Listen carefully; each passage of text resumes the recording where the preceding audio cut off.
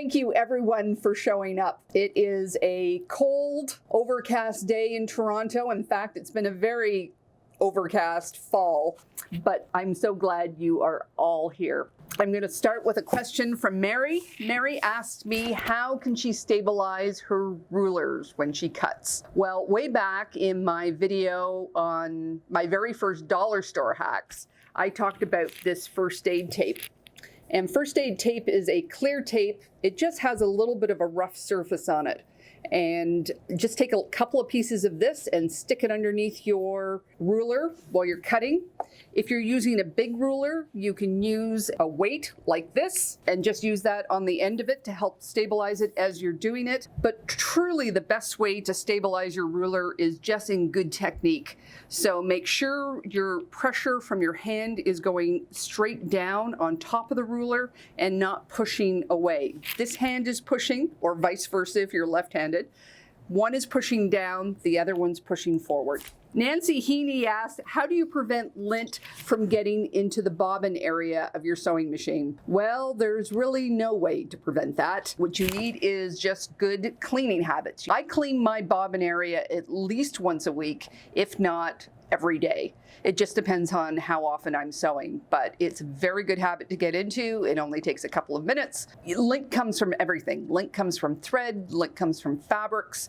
I've just been sewing with a linen and I cannot believe how much extra lint that produces.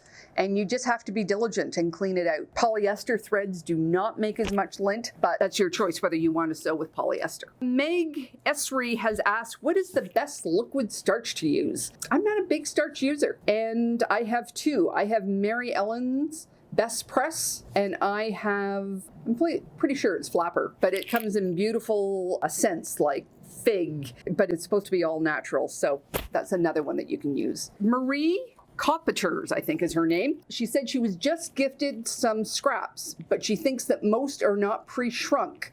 Should she pre-wash them and risk fraying? Well, most fabric is not dirty when we receive it. There's starches and stabilizers in it, but in general, it's not that dirty. Some of it can be. So you do not need to wash it. You can just put it all inside a mesh bag and just soak it. And that will give you the shrinkage that you need so you can use them with pre-washed fabric. So that's what I would do to stop the fraying. And the truth is, if you have one or two, if we're talking about scrap size, one or two non-washed pieces within a bigger scrap quilt, it's not going to make a big deal of difference. Can you use a blanket or fleece in place of batting? Yes, definitely. If you watched my interview with Pearl Ann Gooding last week, you would have found that her grandmother used socks that were, the foot was cut out of them and they were cut in half and laid flat. You can use pretty well anything in place of batting depending on how heavy or light you want your quilt to be, and you want to use what you have. Once you move away from commercial battings, you may have to handle it a little bit differently. There's going to be some fabrics, if you're talking about a knit, that might stretch a little bit. Fleece, I think, would be fairly stable. That's not a very stretchy fabric. So yes, you can use it. But make sure you do a practice piece first, because you'll probably have to adjust your tension just a little bit, or you may have to adjust your thread. So always do a practice piece. Loretta White has asked, what is the ideal size for a cutting table? Well, my first instinct is to say 4 feet by 10 feet, but most of us do not have anywhere near that size of space. And maybe that's not ideal for you either. The truth is there's no ideal size as a master out there, because everybody has different needs and different qualifications. So the most important thing about a cutting table is the height. You want to be sure that when you're sanding and your elbows are bent, your hands are about like 3 to 4 inches above the table. That would be an ideal surface. What you're trying to do is just get your shoulders, your arms to be hanging from your shoulders, and as you're working, you're not using your back. But as for size, think about other things like what size of cutting mat that you have. Personally, I do a lot of cutting at my island, and I think the idea of having access to it right around the cutting table is maybe more ideal than having a big one pushed up against the wall. And that's way you can access your fabrics from all sides and you can cut easier. You may also be considering about storage underneath, like if you have big plastic containers that you want to store underneath, or you're trying to put cabinetry, like squares. I know a lot of people do an IKEA hack. They take a bookcase and they put boxes into those squares. You know, you may be thinking about that as well when you're doing your width. What are you going to keep underneath your table? So it's better to have it big enough so those storage containers can fit underneath than them hanging out like 2 or 3 inches and you tripping on them all the time. So those are the things I would think about when you come up with your ideal size. How do you create story blocks for quilts? This was asked by Marianne Bain. This is brought up from my interview with Pearl Ann Gooding. For each one of her grandchildren, she made a 9-month quilt for the 9 months that her grandchildren were inside their mother's stomach. She just came up with different ideas. You can do it through applique. I think that would possibly be the most common. You can find fabrics and make a collage out of fabrics that have to do with that. You just have to get creative. Maybe I'll bring her back and we can do an episode on making story blocks. Leave a comment in the notes if that would be interesting. Jamie LaGrange has asked me if I've ever spent more time on an after quilt than I have on the flimsy. Now, the flimsy is just another word for a quilt top, if you don't know. No, I have never spent more time on the after quilt than the front, mainly because the front of the quilt has a lot more intricacies and probably has a lot more pieces than the back does. I may spend more time on a particular block in the back than I may have spent on a block in the front, but overall, there's usually some big pieces in there that take up a lot of real estate, therefore I don't. And somebody else has asked me if I've ever considered liking my after quilt so much that I make it a standalone. There's been times when I've considered it, but I like a lot of change in my life. So when I'm making a quilt for myself, I like to be able to flip it over. So actually it's sort of my signal to my husband that I've changed the sheets on my bed so I could get credit for another job being done in the house. I like to flip it over every single time. So I like that change. So yeah, that's what I do with my after quilts. Tannis Ward has asked, newer patterns are suggesting ironing seams flat instead of to one side. What is my opinion on this? I have fairly strong opinions on this one. I definitely think you should be ironing to the side, pressing to the side for a variety of reasons. One, because pressing seams open is really fiddly to do, and with only 1/4-inch seams, it's even fiddlier. When you do not press to the side, you cannot nest your seams, and that's so important for your accuracy when your blocks are joining. But the most important reason for pressing to the side is that means that your seam is protected.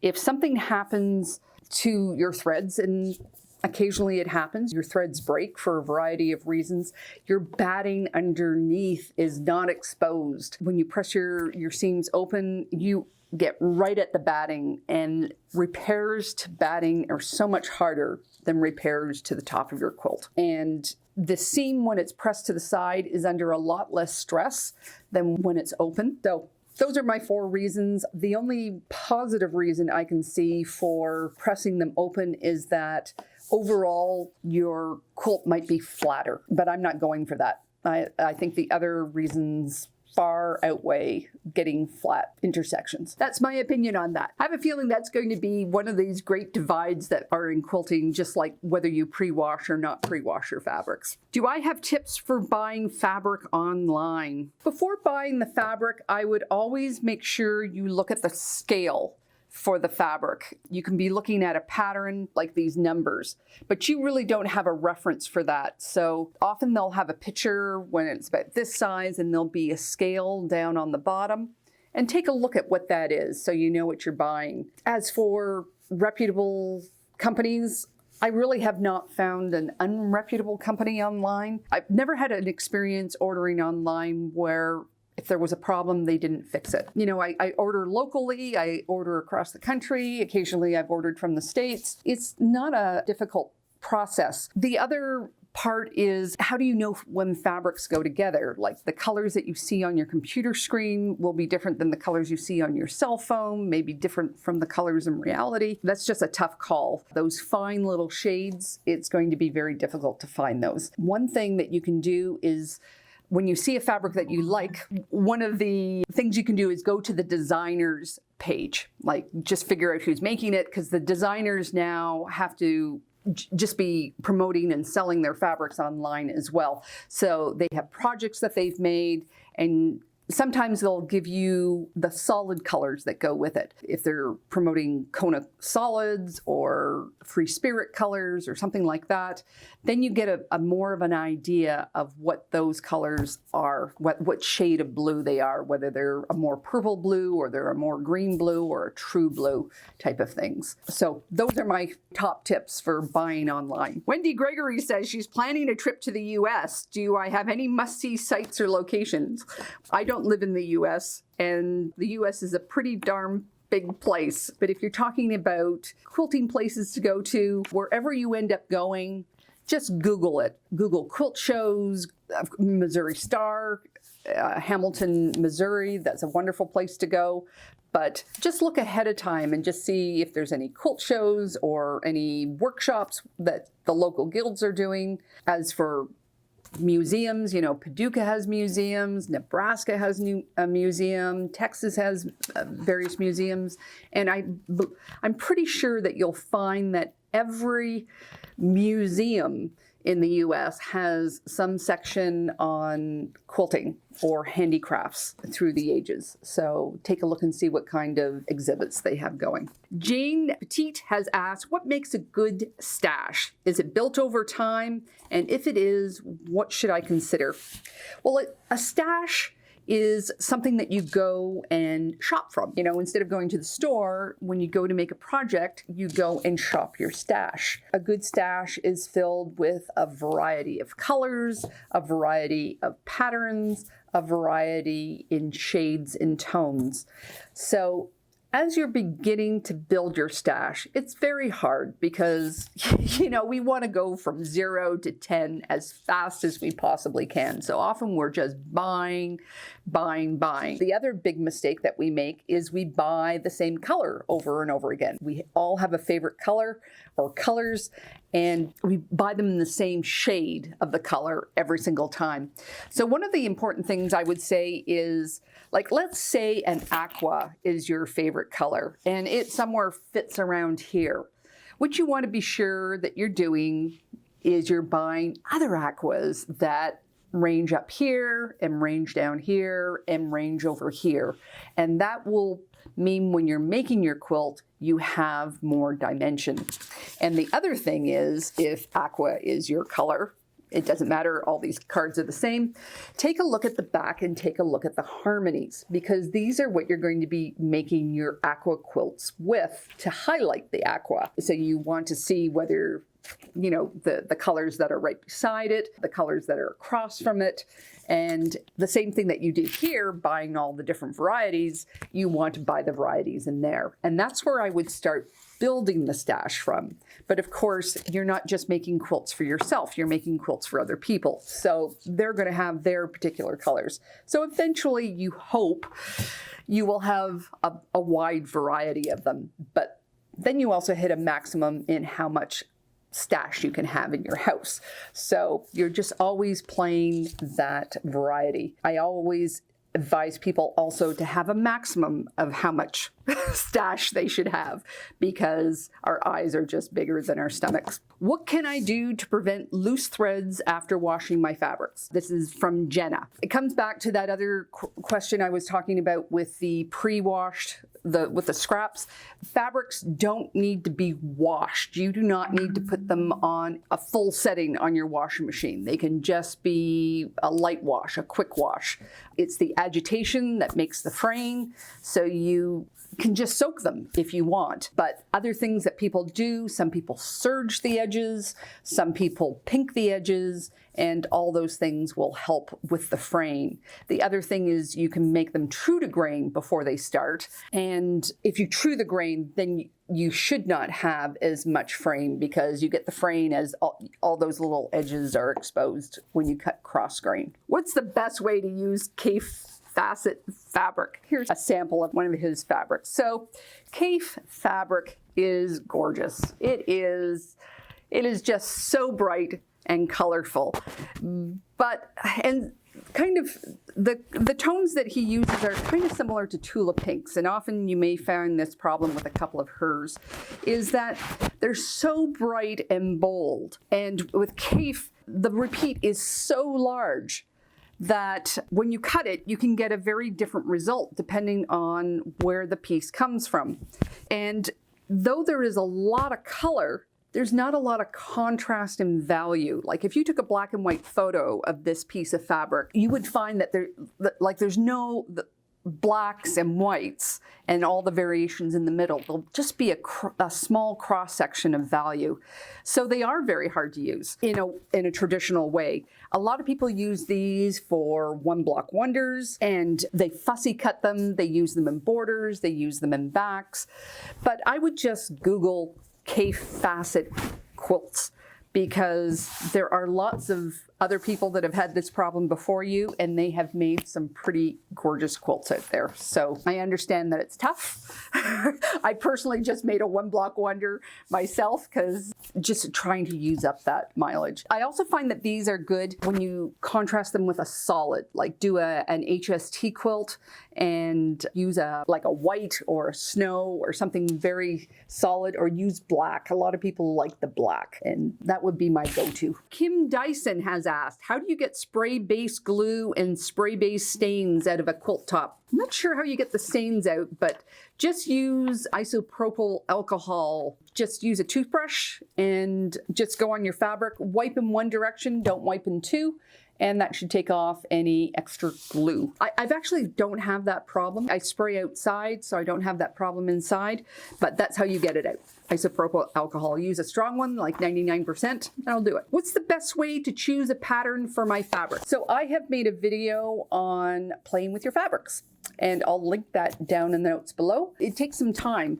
to figure that out. I've also done a video on making templates with cardboard. These are just cereal boxes that I've cut out, and you just hold it over your fabric, and as you go over it, you'll see what size of block is best for your fabric. So like this one, going over it, you can see I get a very different result as I bring this down. So this is probably a good size to use for that. If I did it with this one, if I cut 3 blocks, I get 3 different colors. So this is not my go-to on this. And what would your flying geese look like? So you get very different results on that one. Whereas if you were going with this one, you would get very consistent results at this size. That's how you choose, go from there. So if you've got a fabric that you really want to use, I would play with the templates and say, okay, so this looks best at this size, and then go look for patterns that have blocks that size. And then you would find complementary colors to bring in, complementary fabrics. Mary Ann Reynolds, she says her Dresdens get wonky cutting on the bias and they never match perfectly. There's a wave in my Dresden plate that won't lie flat. What am I doing wrong? Dresden plate pieces have 2 biased edges. So anytime you're working with biased edges, they can so easily distort on you. I don't make a lot of Dresdens. I would recommend, because of the 2 biased edges, that you use starch to help stabilize it. And be very, very careful with your iron. Be careful with the way that you manipulate it, because those threads are just going to distort so quickly. The other thing is you can use a quilt map. Now I did that on the Quilt Coach, just showing you, it's just a photocopy of what the block should look like. You can actually even draw it out. But as you progress, you can lay your pieces out on the paper, and then you'll know where you're going out before you sew everything together. But I think you'll probably find that ironing is where most of your distortion is coming from, and just go very light on it. Susan Bender has asked, she has purchased a couple of jelly rolls and a couple of layer cakes the past couple of years.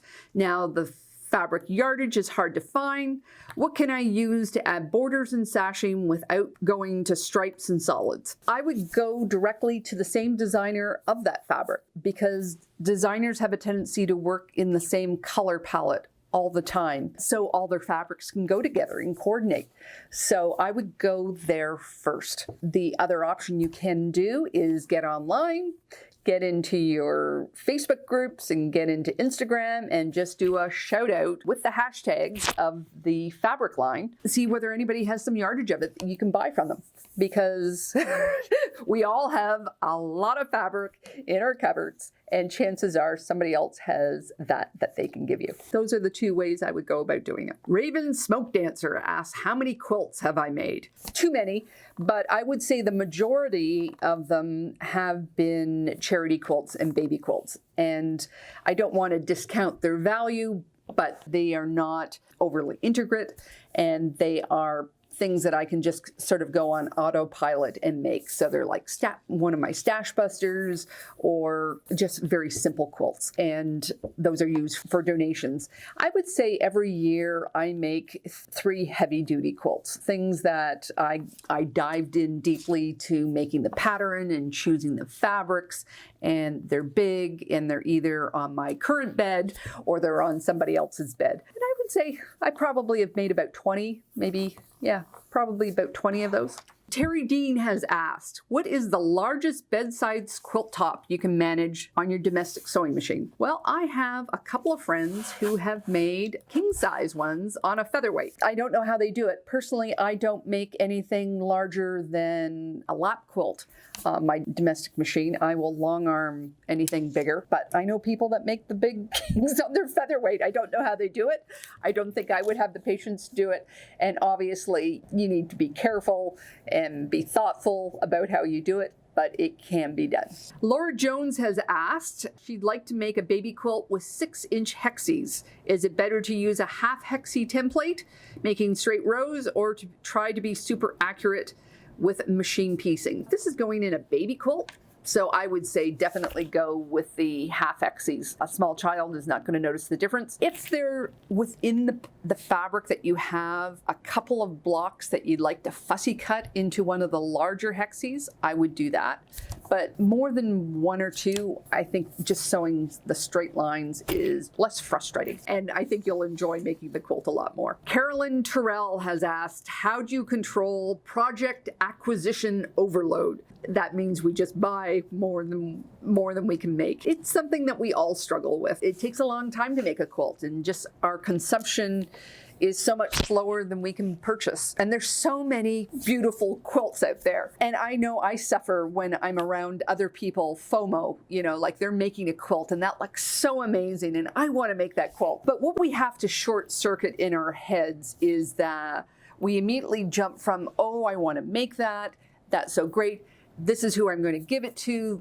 And we sell ourselves on the transformation in our heads. We go quickly from the fabric or the project to finish, and we don't really realize all the steps. We try to ignore all the steps that we have to do between buying and finishing. It's hard. It's very, very hard. I know this year I've done several episodes of retail therapy, because when you're tired and you're struggling in other parts of your life, buying fabric just makes you feel so good, and buying projects make you feel so good. So it's very hard to short circuit that. But one way you can do it is to have a box of fabric or projects or whatever, and say you can't buy anything more until this box goes, or just have a tally sheet on the wall just to make sure that what's coming in is balancing what's going out. Christine Diaz has asked, what's the best way to cut big borders for a quilt? Problem that she's having is small pieces are easy to cut on the cutting mat, but it's challenging cutting those long pieces on your cutting mat. I think it's in my second Quilt Coach video, just showing how to cut a straight strip without a bump in it. So it's very, very much the very same principle of that. you need to use both the horizontal lines and the vertical lines. So you're lining up your edge on one, but where you make your folds, they have to be parallel or perfectly perpendicular to your cutting line, and just line up with those horizontal lines cutting, vertical lines folding. Okay, and you just have to be very, very careful that those are square as well. And it just makes a world of difference. Just be sure that both lines, one is parallel to this line and the folds are parallel to that line. That will do it. What is the quilt behind me? This quilt behind me is my Stash Buster number 4.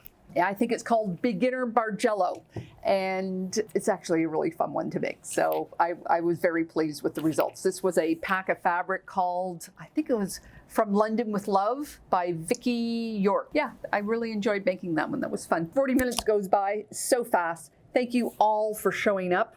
It's been a great day. I can't believe you got over 200 people here. Just one last thing. My last video was 10 fast and easy free motion quilting designs. My last Karen's Quilt Circle was an interview with Pearl Ann Gooding. If you have not seen it, please take the time to sit down and listen to her.